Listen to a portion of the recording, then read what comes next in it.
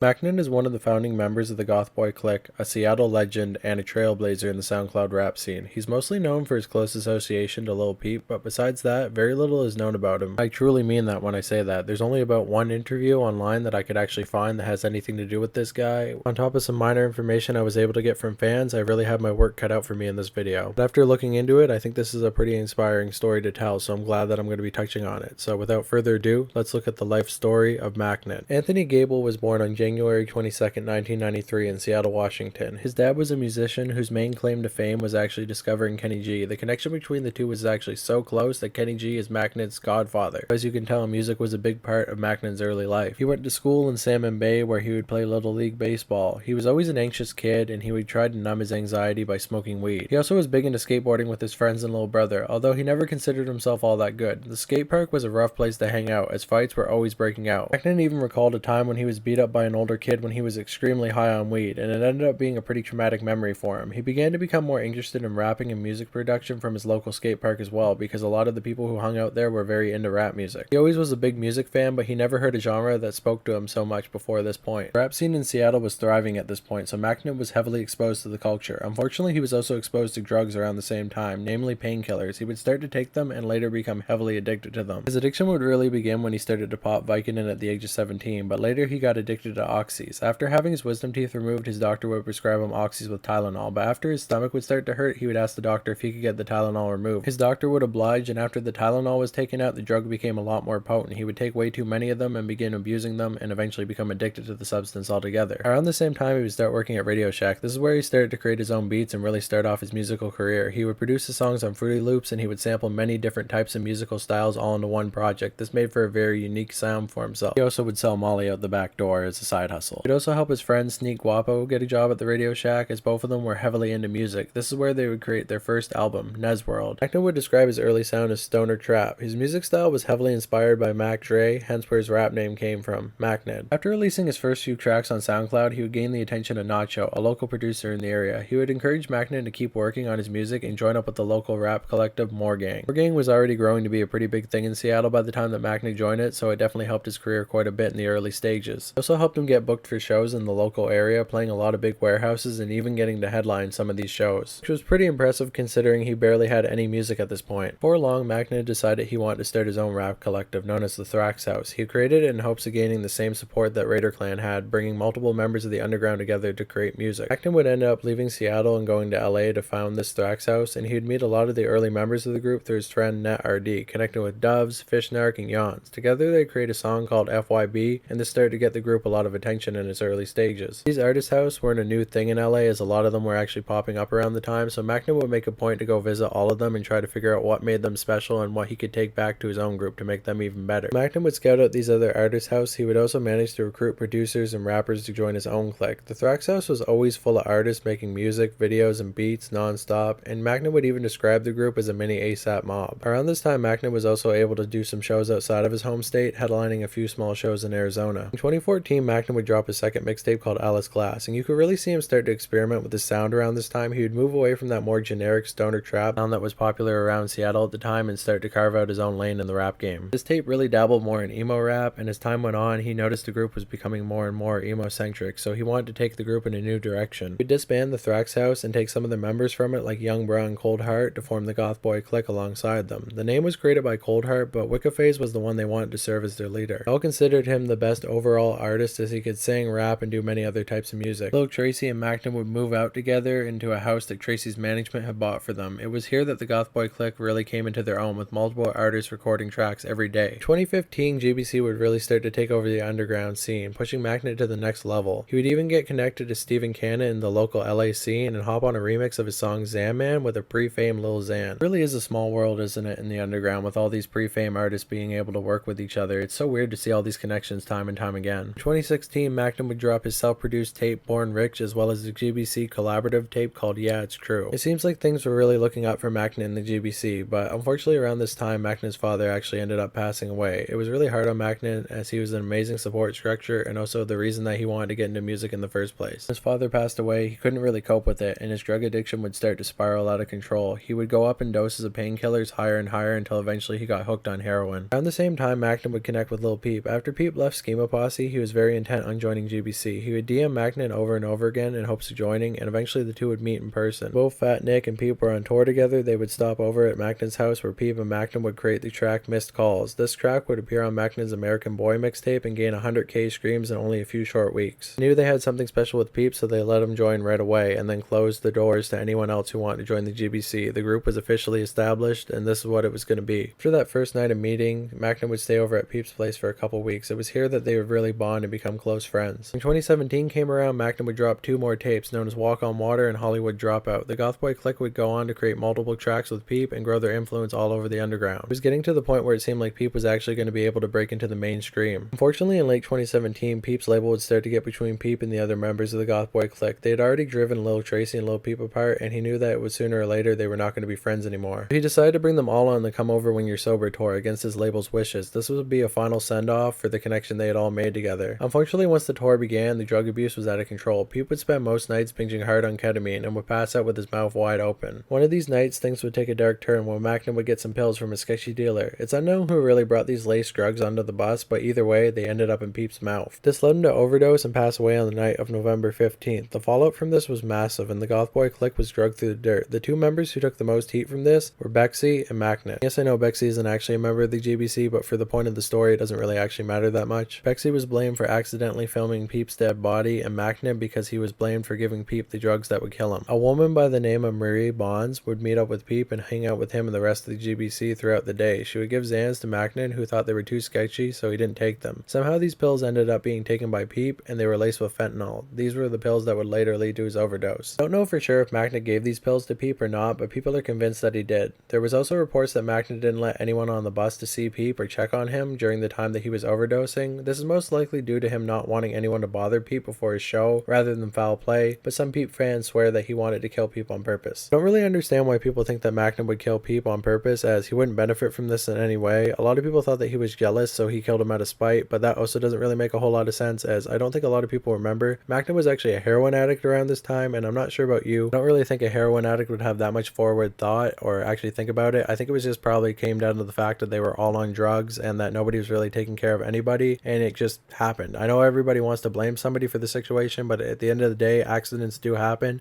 It's very unfortunate the way that it did, but there's no grand conspiracy behind this whole situation. Sometimes stuff just happens. It's just the way that it goes. This didn't stop some of Peep's fans from starting a petition with almost 19,000 signatures to get Mackned arrested for murder. After Peep's death, Mackned would attempt to speak out against his haters in a Rolling Stone interview, but he was so vicious and offensive that they decided not to release it. He also attempted to defend himself again in the Peep documentary, but people didn't want to hear it. Mackned's mental health was spiraling out of control to the point that he knew that if he didn't stop doing drugs soon, he was about to die. And with the world against him, the loss of a friend, and the death of his father, he decided to just give up. Or at least that's what most people would do, but Mackned was different. He got himself on a Suboxone program and began the road to recovery. He would then move away from LA, setting up shop in New York, and mostly disconnecting from the rest of the GBC. There was no bad blood between the members, but they were just growing apart at that point. All as Peep's death really destroying a whole lot of the momentum that they had built up as a group. Mackned would continue to drop EPs throughout the following years, dropping Deadbeat in 2018 before taking an almost 3-year break from music. He would return to music when he dropped Hollywood Dropout 3 in 2021. But it was clear at this point that music definitely wasn't his main focus. He was more focused on getting sober and living a better life. He spends most of his time working at the NoHo Recovery Rehab in North Hollywood. He's done a few recent interviews speaking about how much the facility has personally helped him, and it's spending his time inspiring others to get sober as well. Honestly, when first looking into Mackned, I never really expected his story to take such a positive turn, but I'm really glad that it did. Unlike a lot of rappers who get LA sober and preach about how much they've changed without showing any evidence, Mackned truly living proof that addicts can come back from even the darkest of holes, so we have to give him respect for that one. It's hard to say if Mackned will ever make it big in the rap game again, but for now I think he's right where he belongs. Inspiring people to live a better and healthier life, far away from the internet BS that would definitely destroy his mental health if he let it continue to get to him. So once again, just to end this video off, I'll say RIP Lil Peep and long live Mackned. Here's to a life of sobriety. Thank you to all the people who recommended that I would look into this topic. It was a really inspiring story for me and I really enjoyed doing it.